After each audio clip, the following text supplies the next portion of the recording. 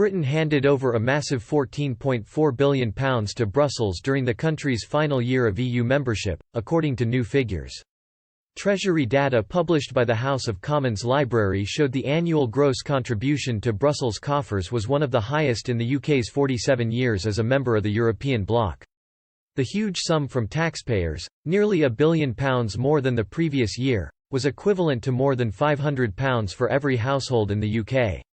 It would have been around £4.5 billion higher without the rebate won by the then Prime Minister Margaret Thatcher during budget negotiations in the 1980s.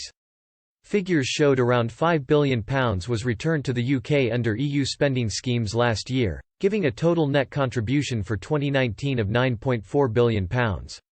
Tory MP Peter Bone, a leading figure in the Brexit campaign, said, "This is a huge sum of money.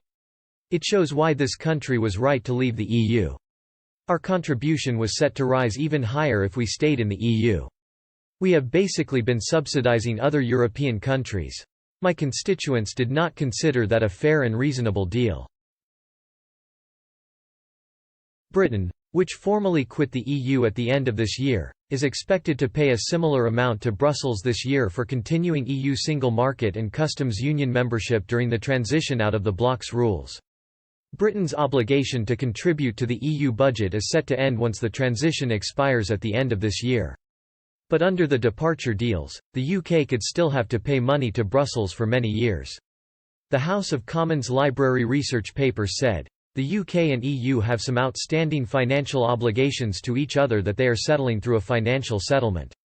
The obligations arise out of the UK's participation in the EU budget and broader aspects of its EU membership." The Office for Budget Responsibility, Whitehall's financial watchdog, has estimated that the settlement may cost the UK around £33 billion once the final payment is made, possibly in the 2060s. Britain's contribution has varied year to year based on economic performance and other Brussels criteria.